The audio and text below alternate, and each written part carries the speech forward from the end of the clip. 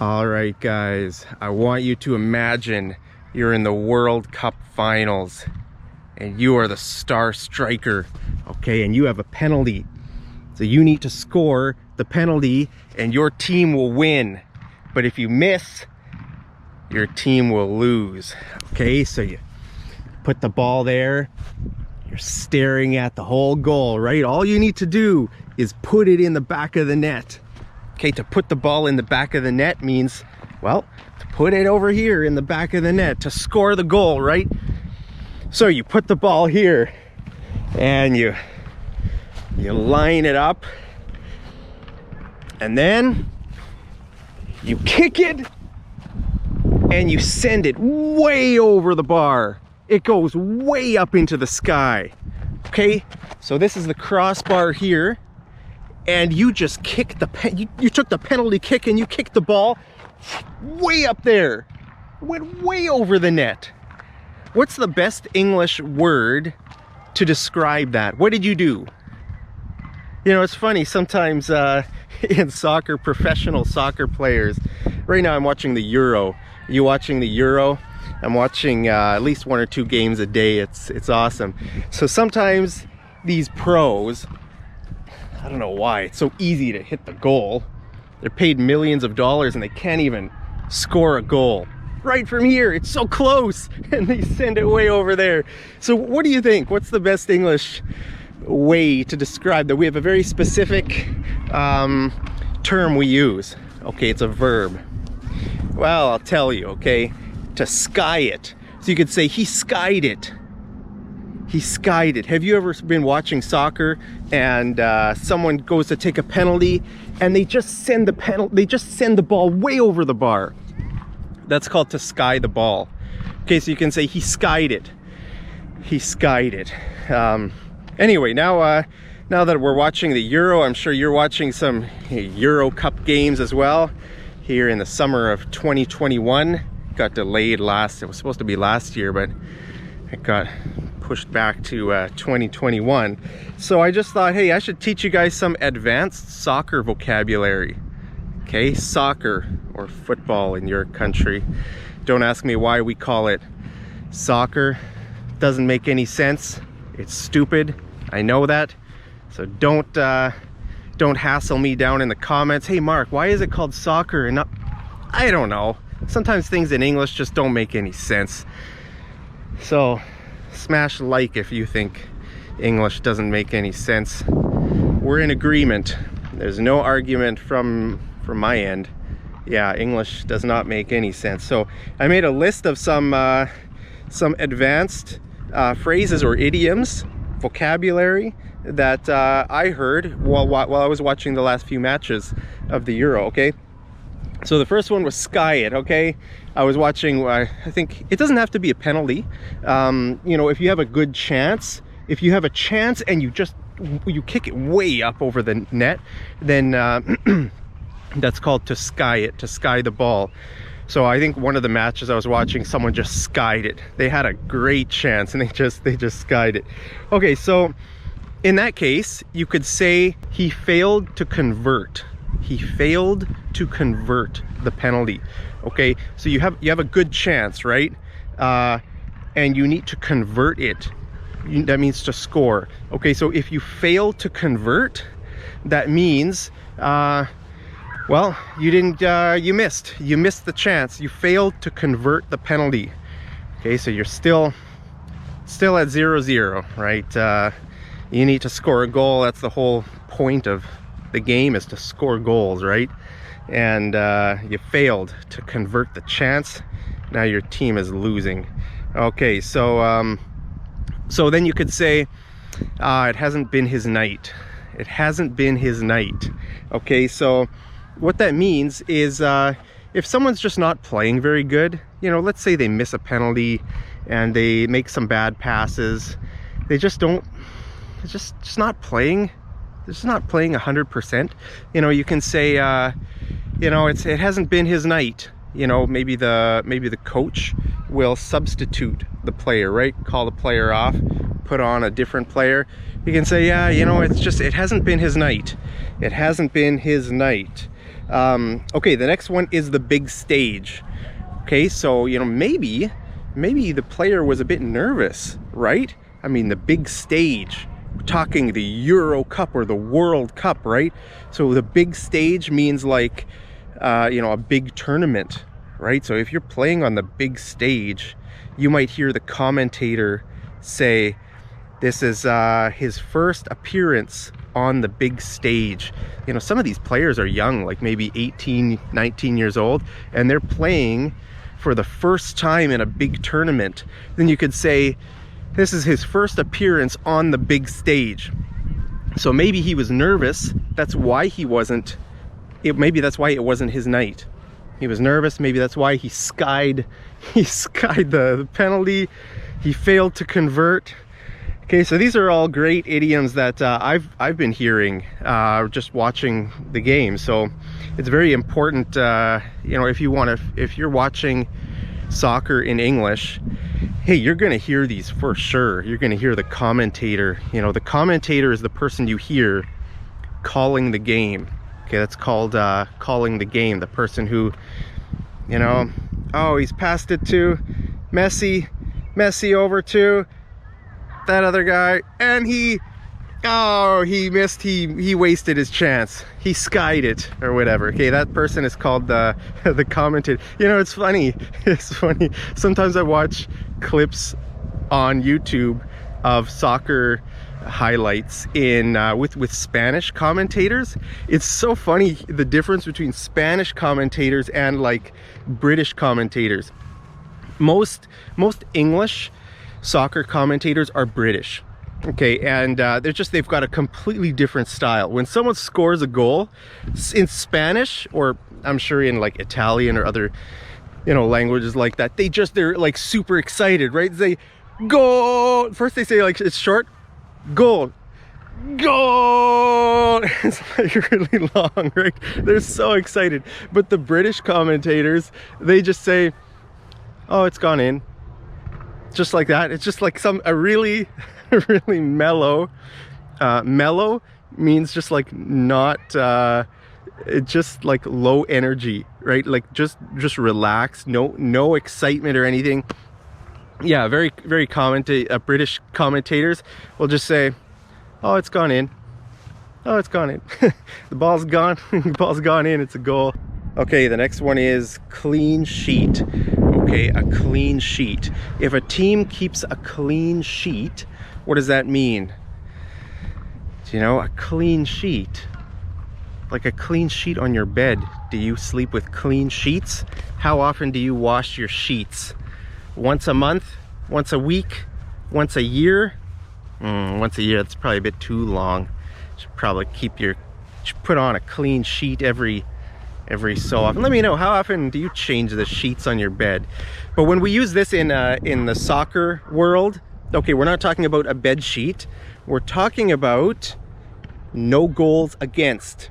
Okay, so if your team doesn't allow any goals against, that means you kept a clean sheet. Okay, so for example, I watched the England-Scotland game today, and the end score was 0-0. So actually both teams kept a clean sheet, right? But very often, you know, a team will score a goal, but the other team will successfully keep a clean sheet. So you might hear the commentator say, oh, they're trying to keep a clean sheet, or maybe he would say they're struggling to keep a clean sheet, or they're hoping to keep a clean sheet. You know, maybe they need to have a certain goal difference to advance to the next phase, right? Sometimes it comes down to goal difference, right? If the teams have the same amount of points going into the next round, well, then it comes down to the difference of the goals, right? So, you know, it might be important for a team to try to keep a clean sheet. That means no goals, to not allow any goals against.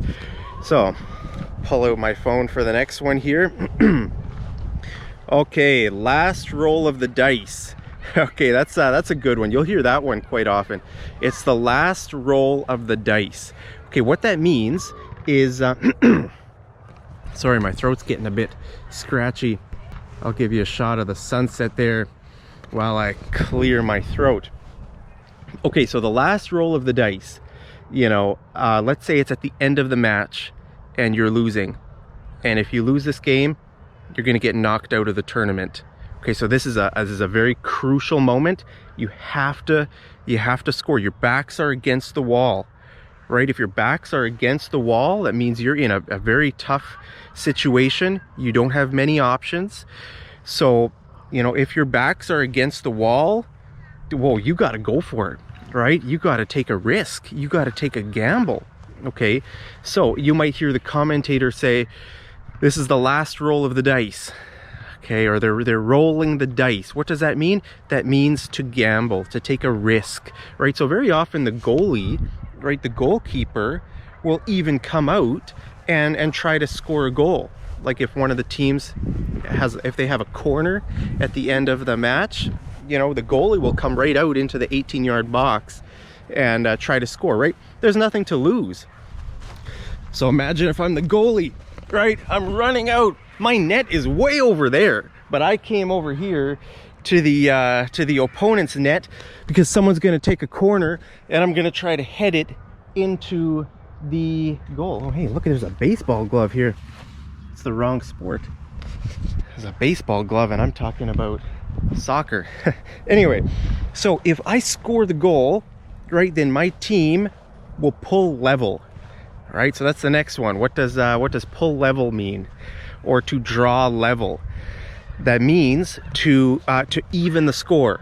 Okay, so that team was winning 1-0, right? They were leading, and so I took a gamble, right? It was kind of the last play of the game, right? So we, what was the idiom?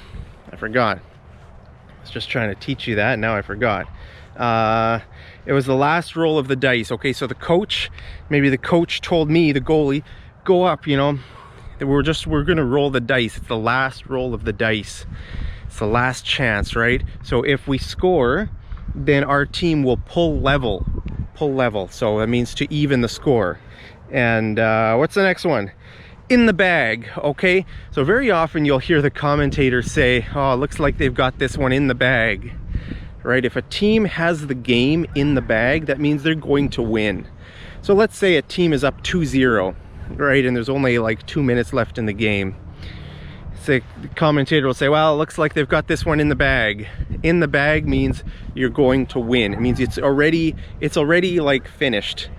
I mean, that's not true because so many goals in soccer happen in extra time, right?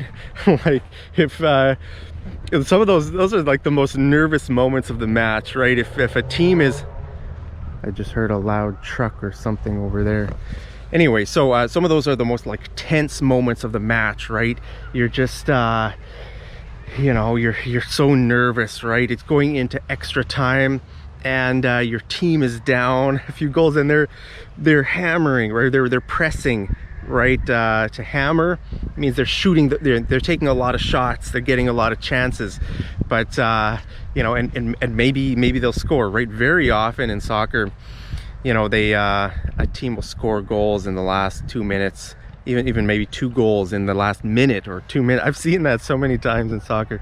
So yeah, so it's not really the game is not in the bag until the ref blows the whistle, right? The final whistle.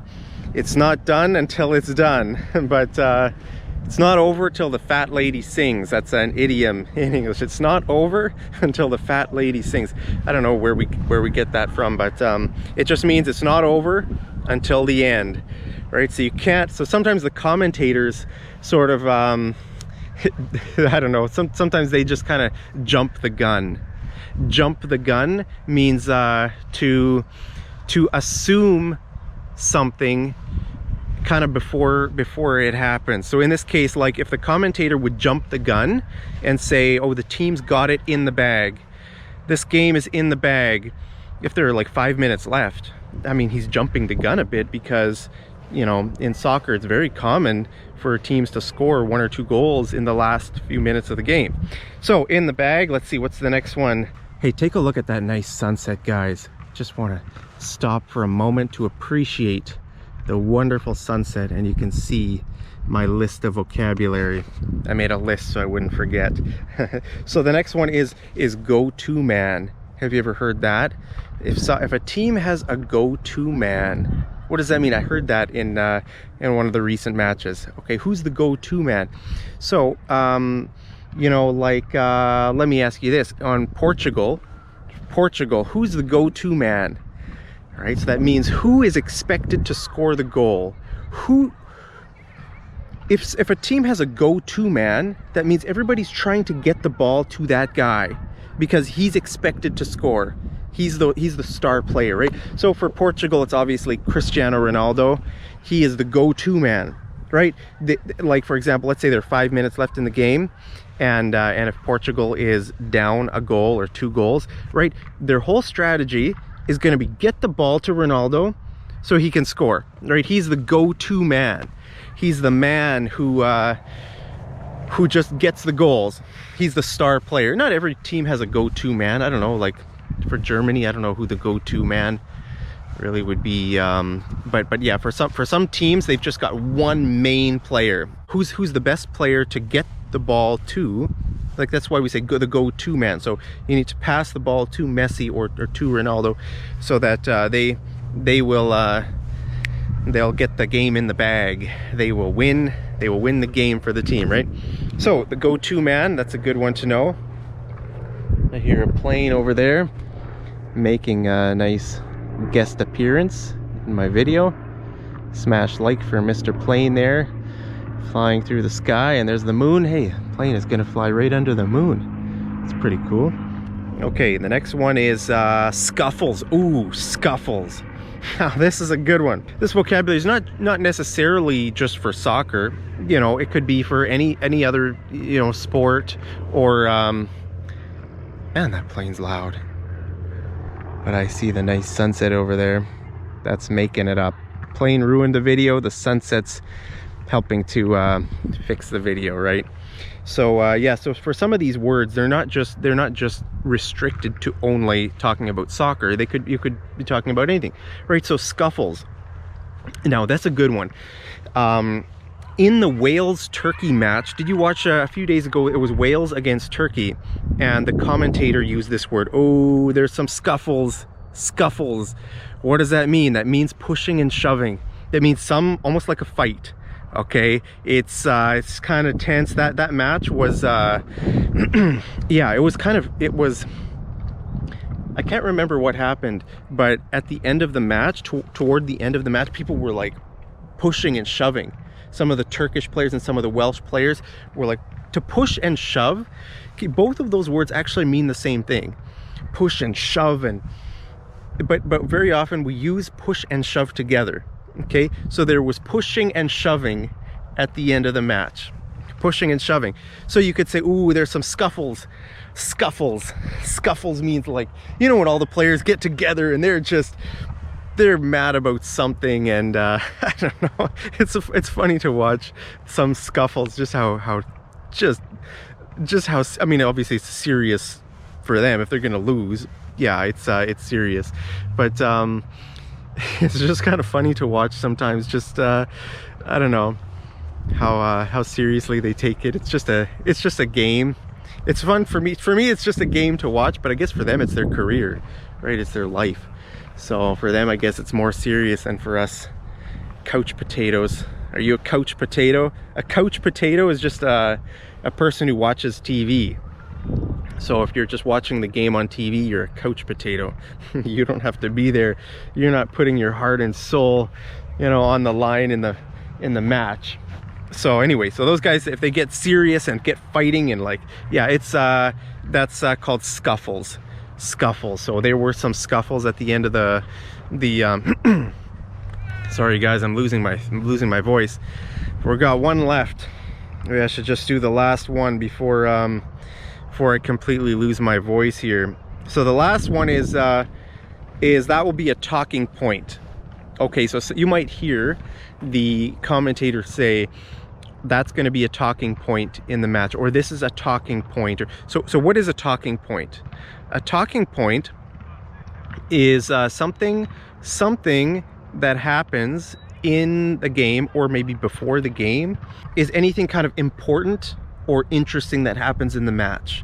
Or I'll give you an example. Like if a player gets a red card, ooh, that'll be a talking point. If it's like a controversial red card, you know, or like let's say a penalty, a kick is awarded, you know, and if it was like kind of a questionable call, you know, then ooh, that'll be a talking point, you know. Or let's say if a player's fitness, if a player's not very fit, you know, that could be a talking point too.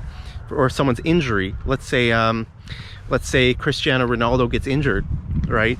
Oh, that'll be a talking point. You know, will he play the next game or will he not play? That's going to be a talking point going into the next match. Okay, so that's what talking point means. Yeah, can I think of any others? I think that's it. I think that's it, guys. Well, let me know. I'm sure there are a lot of soccer idioms and soccer. You know, I just wanted to, because when I was listening to when I was watching these matches, I was thinking about maybe words or phrases that my subscribers wouldn't know. So I just made a list of a few of them. So I just wanted to share those with you guys. Hopefully you learned a little bit, but let me know. There's so many idioms to talk about sports or soccer. Like, let me know, maybe you know some. Put them down in the comments, and maybe other people can read them and benefit from them as well. But those are some that I've heard. Maybe as I'm watching over the next few days, I'll listen for some more, and maybe I can make another video. What was that, maybe 5 or 6 different words. So yeah, that's a bright sun. Look at that, just the last few minutes of the sunset. But anyway, thank you guys so much for joining me in this video. Hope you're having fun watching the Euro. I'm loving the games. Even the England-Scotland game today, even though it was a draw, like a clean sheet. Both teams kept a clean sheet. It was actually a really interesting game to watch. I really enjoyed it. So it's fun, back and forth. Hey, back and forth action. If a game has back and forth action, that means the game's going like just there and there and there. It's exciting. Another word to say is end to end action. Okay, so if it's end to end action, it means the ball is just going back and forth, right? It's a very exciting game. Some games are boring, you know, it's just kind of in the midfield. Just the midfielders are kind of, I don't know. It's just a boring game. But the England-Scotland game, it wasn't boring at all. I really enjoyed it. So hopefully you guys are enjoying some of these Euro matches.